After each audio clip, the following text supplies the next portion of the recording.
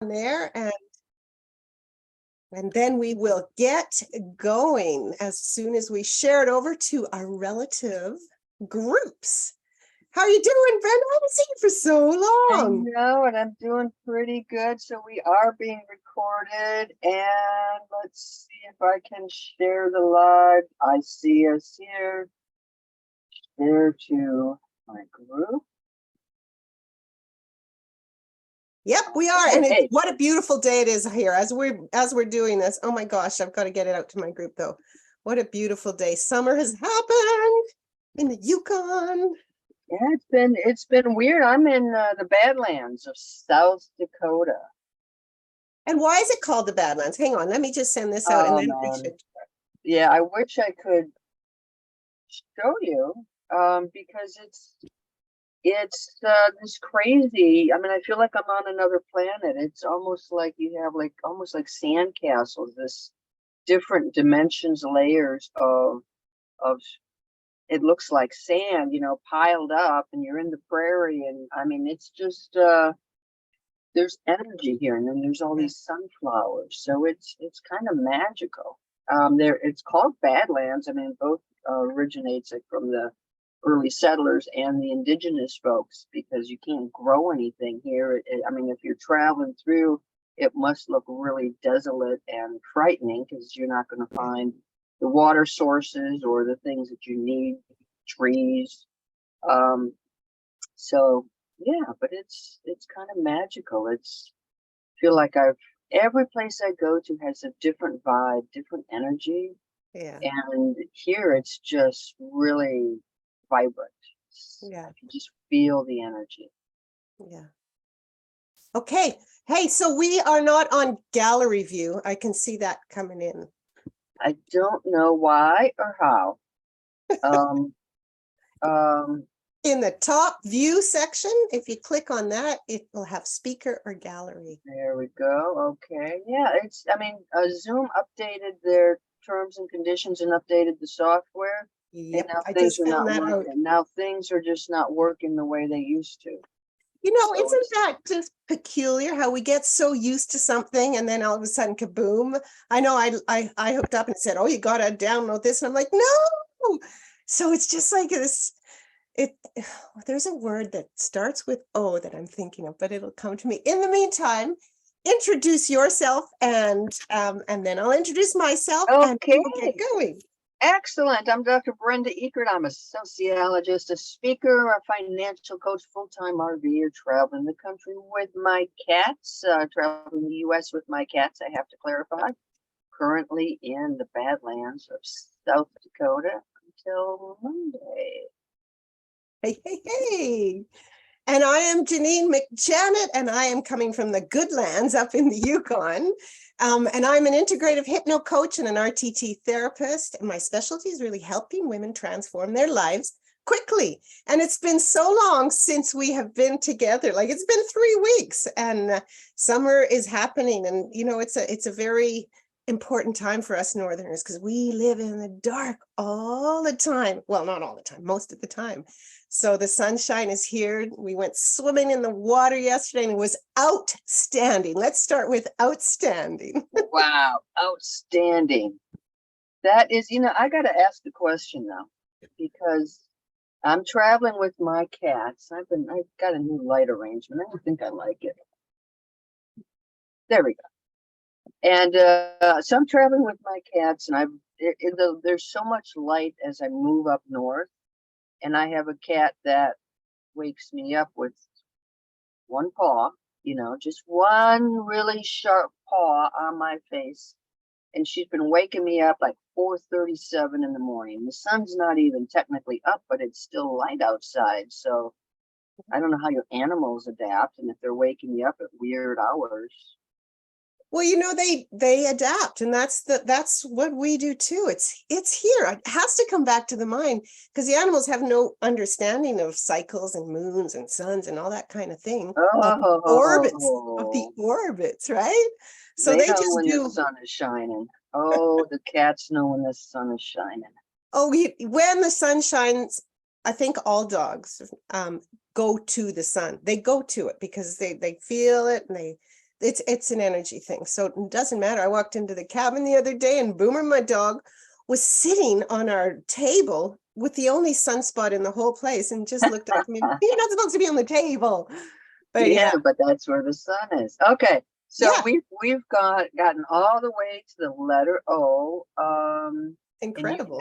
you've been out for on this. I mean, tell us a little bit about where you were and what you were doing and how you feeling.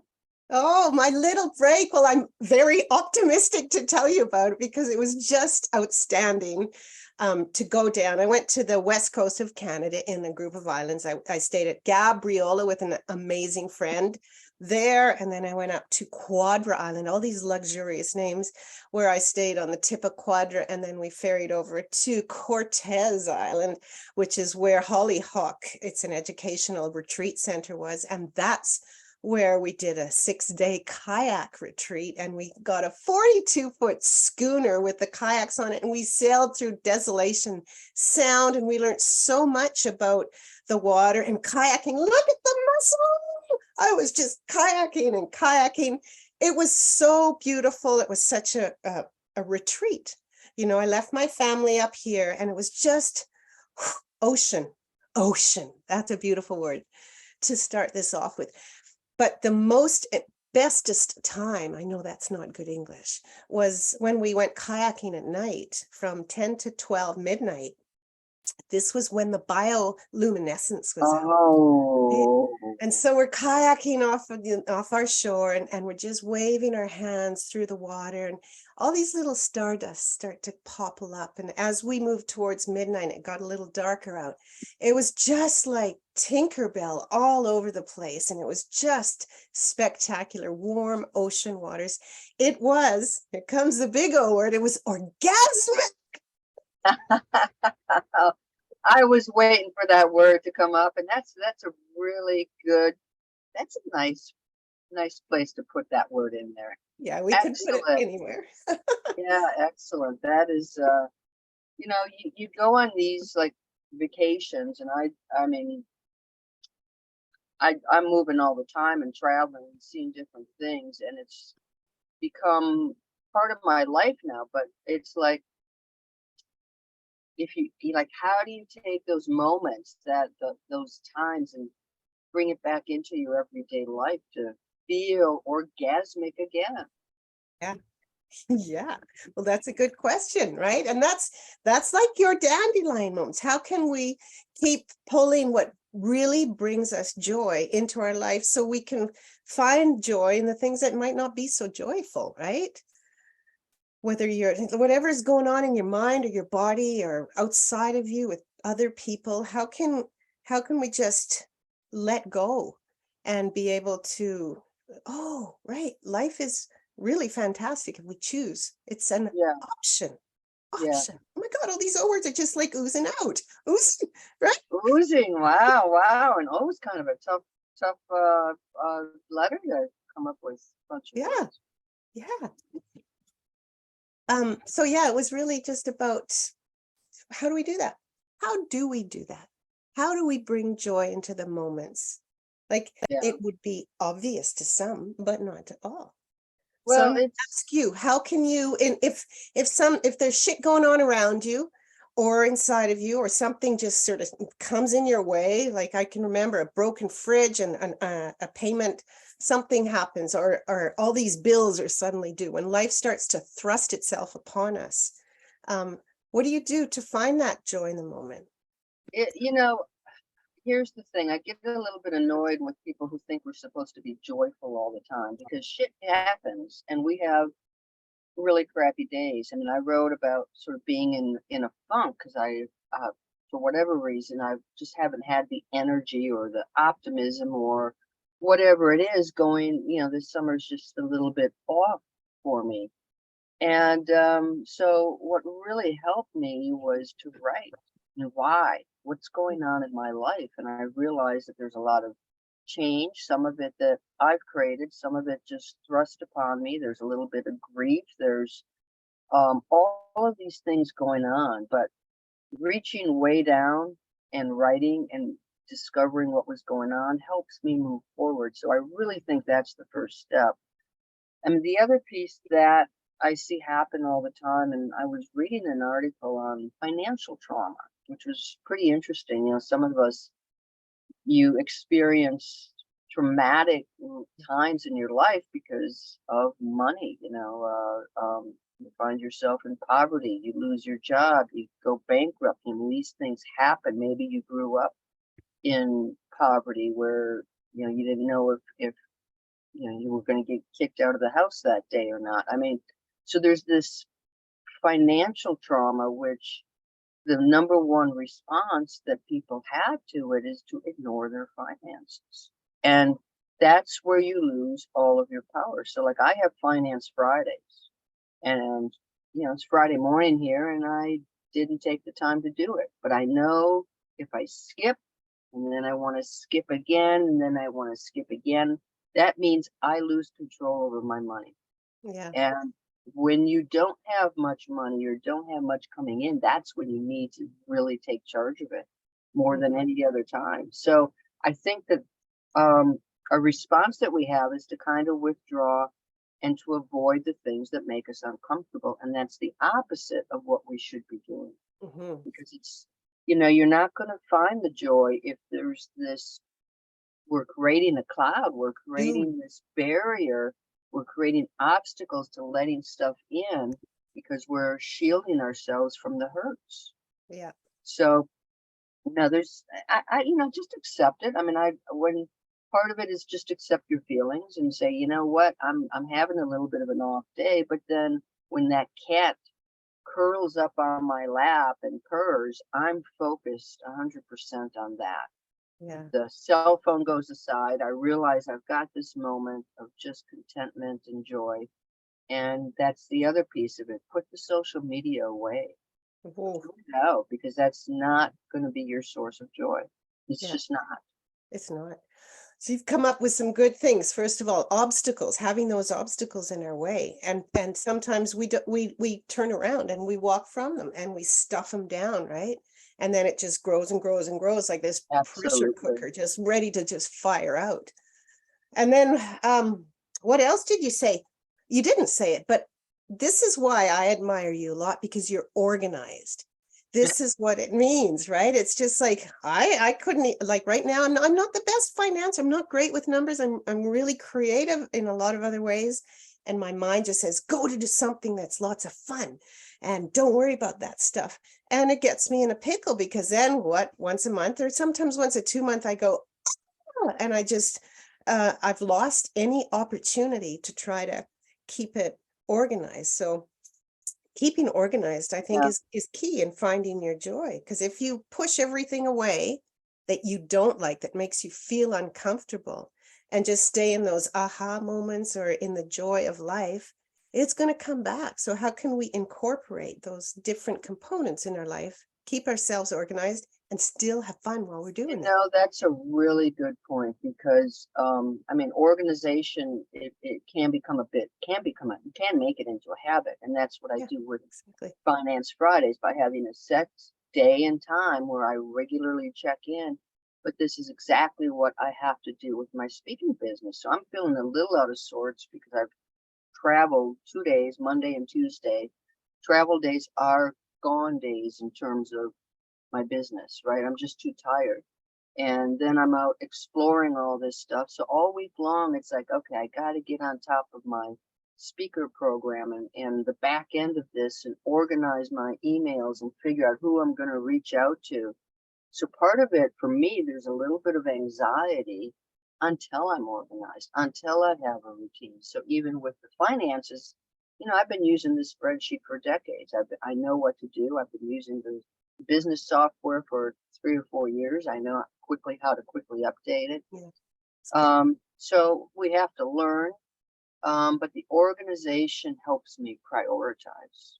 Yeah. That's huge because one of my old words was octopus, because I feel like I started this business. I didn't really start a business. It started as a hobby. So I did Better Life challenges. I had 30-day challenges. I had my financial course. I was making T-shirts with for Amazon. I was I had my hand, I've got ebooks, Everything. I have my hand in so many things. And even now when I work with a coach, she's like, well, what do you got? And I'm like, what don't I have? I have almost too much. Yeah. And so being an octopus has actually been an obstacle to my business. Mhm. I didn't Mhm. start it as a business. Now it is a business, and I need to cut some arms off so people understand who I am and what I'm about. Yeah, So that's that that's was my good. old word. That's what I thought about, is like, I've always often talked about my business as an octopus, and nobody knows which way those arms are moving, and it doesn't help your business. And that's so true. It's like it's focused. It's like habits. It's like being organized. And speaking of the octopus, I go to the ocean and I just experienced this, right? In that the waves, you don't know which way they're going to come. So you might just be, having a beautiful cruise, the sun is on your face, and then all of a sudden it changes and it moves you. And it's like, oh my gosh, you have to be aware. You have to really Right. be observant, be around you, what's going on, where you put your energy, where you put different things. um, I really gained a lot of confidence in this trip because we had to travel from the mainland to an island and it was choppy. And one of my past big fears was going in open water, especially deep open water. So here I am, life jacket, two young kids who were amazing, who were guiding us, and 8 of us all together. And I didn't have one bone of fear because I had planted that optimism about how good it's going to be and it's all safe. I removed that fear. And so I'm paddling along and I just went into the waves and then I surfed a bit, going back. And I'm at the front of the pack with this other woman who's 70 something. And we're like, woo! And it was great. But that's the ocean. That's life. That's the octopus. We don't know what's coming. And this one moment when I wasn't paying attention, poof, the water came over me. It came into my saddlebag. It didn't tip me, but it was like, oh, I have to pay attention. I just can't cruise. I have to look around me at all times. So I thought that would be fitting with the octopus. You have to, you have to look around. You have to be observant. So I think that's the O word coming in. Observe what's going on around you and, of course, what's going on inside of you. And if there's a red flag, and you guys know your red flags, we know them, and we try to shove them down, whether it's, money, whatever that red flag is, open it up, look in it, and writing is a perfect way to really get in touch with that oneness. Like, what the heck is Yeah. going Yeah. The other thing that I was thinking about is I just wrote too about comparisonitis and how we compare on? Yeah, ourselves to other love people, that. and then we tend to tend to feel bad about our lives. But it's one of the old words I wrote down was okay. And it's okay to be okay, just okay, okay. Because we are inundated with, even my posts. Oh, here I am this week. I visited Crazy Horse and going on the Badlands, and I'm doing all this great stuff. And people must look at my life like, oh, she's got her act together. Everything is great. A lot of times it is, but it isn't always like that. But what we see is this perception of that social media gives us, that everybody else has perfect children who go to college and get their degrees and Perfect move life. on Yeah, to life, right? That's and it's all bullshit. We know it is. yeah. And so what I find helps also is just being okay being vulnerable. And when I Mm. write about the fact that maybe I'm in a funk, I become human. Mhm, And that's where we have our connections, is in our vulnerability. That's mhm. where it's like, you know what, I'm not doing so great today, or today is just an okay day. I'm don't have to be bubbling with wonderful stuff all of the time. And we lose that sense of normalness. Mhm. We keep moving this thing way up on the top that we can't achieve it. And it's like, it's not real. This is not real up here. Mhm. It's real. It's okay. It's okay to be okay. It's It's okay. okay to be good. It's okay to be bad. It's okay to be mad. It's okay to be anything. And I love that. And to segue, everything is right what we do. Everything that we do, even though it may not be right in other people's perspective, it's right based on where we are and what our experiences that have led us to that moment and what our defense mechanism is. You So, know, I I'm gonna stop you there because I think I feel a little bit differently about that because, Good. okay, how do I feel about something? Do I feel okay about it? That it's the feeling. Mhm. You know, I feel like, okay, if I have done something that maybe I'm not proud of, I'm ashamed of, or it just doesn't fit me, I don't feel okay about it. It's not okay to continue down that path. So okay is like how I'm feeling, and does it blend in with what I value? Mhm. Does that make sense? Yeah, it does. But that's the red flag that comes up when you don't feel okay about it. And how you can feel okay about it isn't by saying that my behavior or my thoughts were deemed good or right by any means, but it's just like what's coming up and and recognizing that trigger. And if it doesn't feel okay, how can we make it feel okay? Right. So there's all the stuff that goes on. Okay, so I did this bad thing or I thought this bad thing. What can I do? How can I move forward? And that's one of Brenda Slade. She put that in here. And that's the lady who I stayed with. Her word was onward, right? So how can we move onward from things instead of dwelling on the Right, past or right, being anxious about the future? right, right. And as you're talking, what's popping up too is, neither of us drink alcohol anymore, right? Nope. And it's okay to not drink alcohol. I mean, it's when you're surrounded or you're with people who, come on, have a drink, they make it feel like there's something wrong with you. But we both know that we're pretty damn good. We We are are pretty damn okay. We bugging are good. more than okay about this. We're Yeah. honoring our lives and we're cherishing the time that we have on this earth, that we don't want to spend it in a cloud. We don't want to spend it hungover. We don't want to spend it wasting money on stuff that doesn't make us happy. So, it's funny because you got all of society is like, oh, have a glass of wine, it'll make you chill. And we're like, no, no, I'm okay the way I am. I am not okay. I am great. Which is perfect because it's what your choice is. It's also okay to drink, not for me, but it's okay to Yeah, drink. And that's, I think, from a non-drinker's perspective. Initially what I came up with was, oh, is everyone drinking? And there was a sense of, I can't be in this, I don't want to be in this. But now it's like, I don't care. That's their right. business. And this is my Exactly. choice. So that's the beautiful Yes. thing. It's keeping an open mind, right? To what's going on around us and I'm a control freak. I am. That's how I came out of my mom. I'm pretty sure of it. And I got all the different things handed to me all through my life that was evidence that I need to control my life and other people's life. So in my undoing, in my untethering of it all, I am just like, I can only control my thoughts, really, and my actions. So it is being open-minded, and that's what I think the core of really being grounded in mindfulness in the present moment is letting go of control, because it creates an illusion.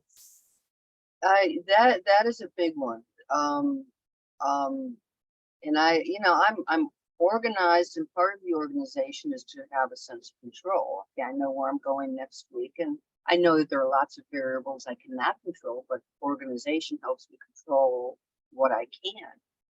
But I see that happen a lot with parents. We want our children to go in a certain direction. I remember my kids saying, don't expect me to be like you.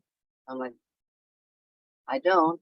You're good. You're your own person, but we can't help but they see what we're about, and we try to guide them into a certain direction, and it doesn't Yeah. always work.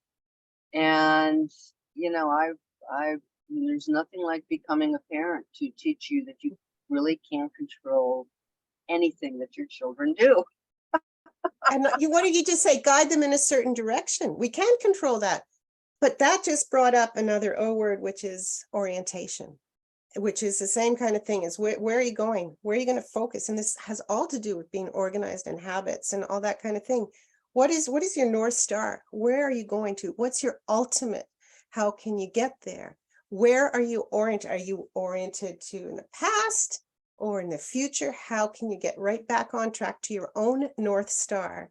So you're living the life of your own values, optimistic or not, and just doing and being organized, being authentic, right? And original, just being who you really are.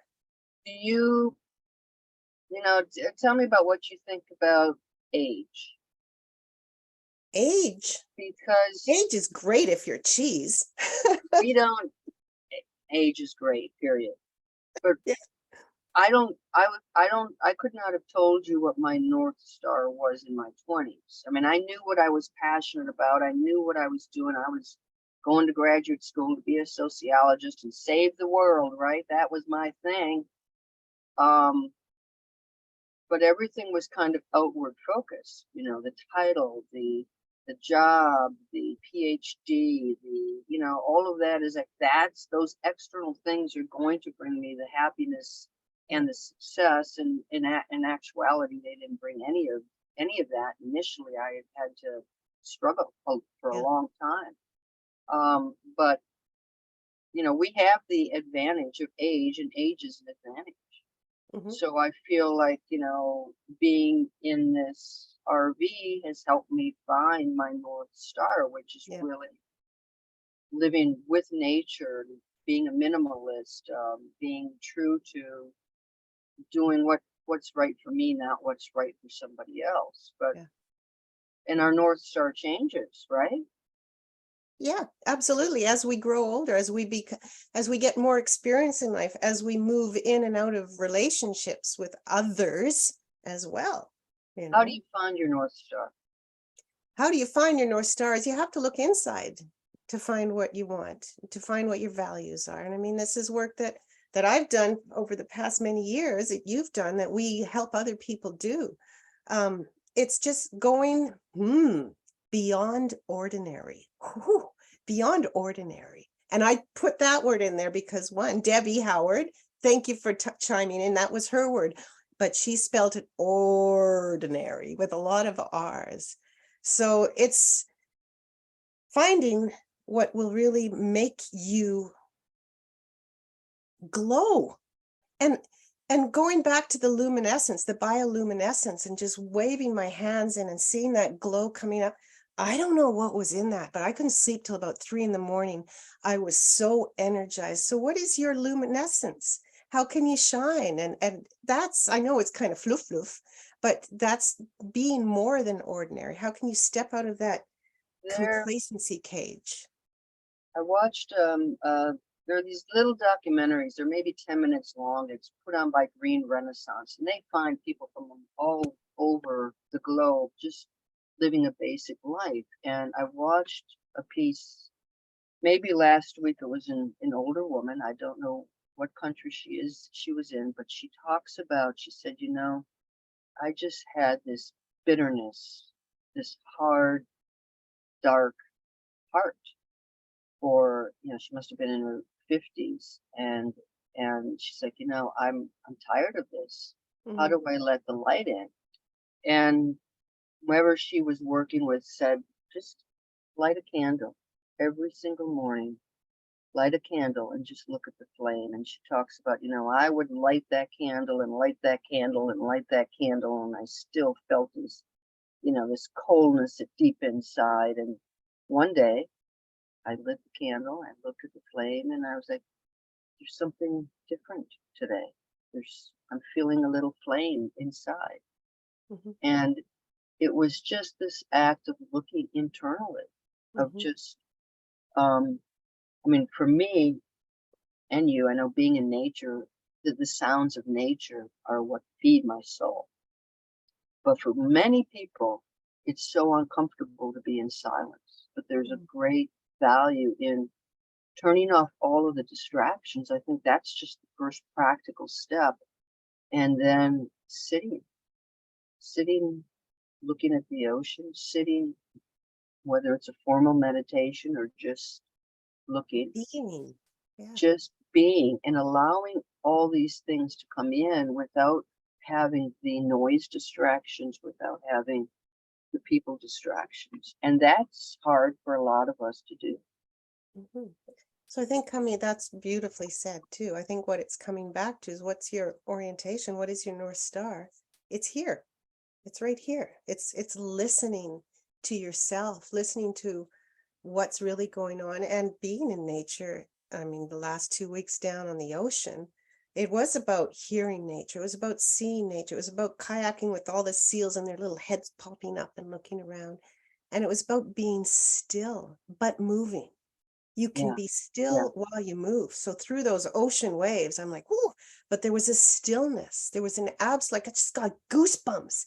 There was an absolute stillness and peace within.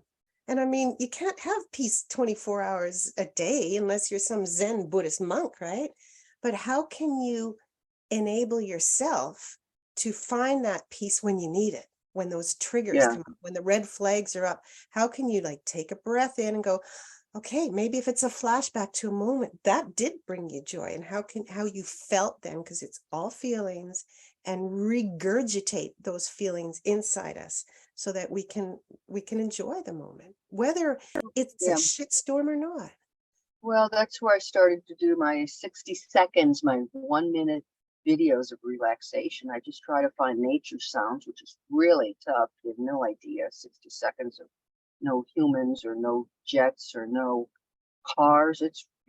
But it gives me, and hopefully gives other people, a minute to just sit back and enjoy being in nature. So you're sitting at your desk and it's a crazy day and you don't take a break for yourself. Just take that little minute. Just put yourself, immerse yourself in a good place. Yeah, And it is like that. It's just being mindful. I know that's the word that's thrown around all over the place, but it's how can you be present? And we've got it right here. We've got our senses. And just, what do you see? What do you smell? What do you hear? What do you taste? What do you feel? It can take 20 seconds. You can go to the bathroom and come out a different person, right?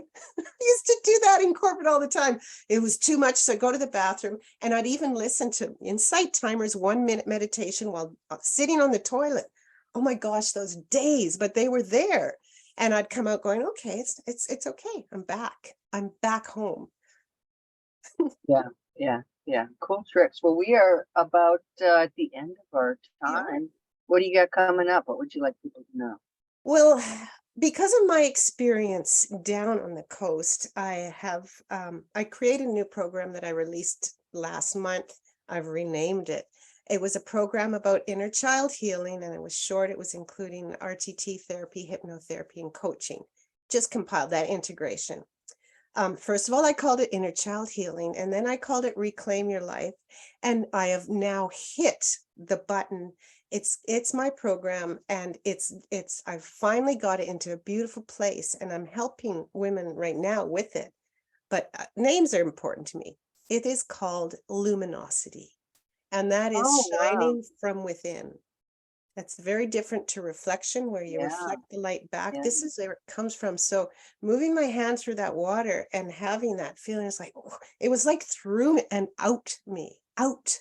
And so that's what I've got going. I've got luminosity. And that's what's there. It's a 1 month program, and it includes RTT therapy, and it includes coaching, and the two of them together, magic.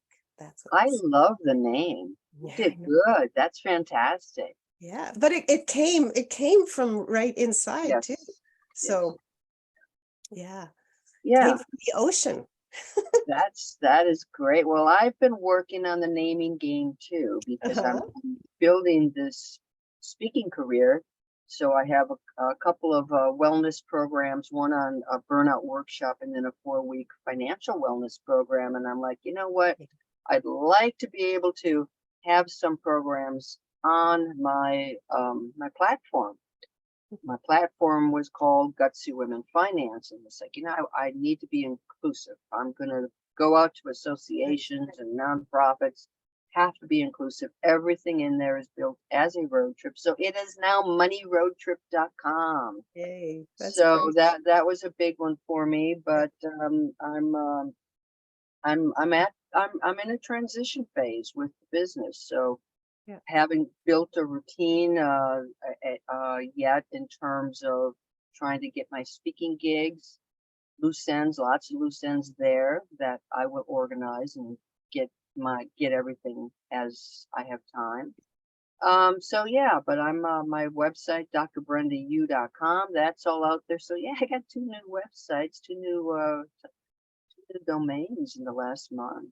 Hey, I love domain finding. That's awesome. Congratulations. That's huge. Yeah, If you could summarize today's message, the O message, what would it be in a short sentence or two? have an orgasmic life. Ah, yeah. And if you can't find someone to do it with, do it by yourself. That's what I had to add to that. I would say, taking in the words that our watchers gave us was, how can you move onward and outward, out of the ordinary, to find your orientation while being open-minded and optimistic? Woo! Get out of here. Get out of here. Okay. OMG, right? That's the one that has to come up the most. OMG. Oh my goodness. So yeah. Yes, I think if you're open, we'll be back again on Friday to catch up with what we weren't able to do last week. So cool. EPP. You got your P words, drop them in.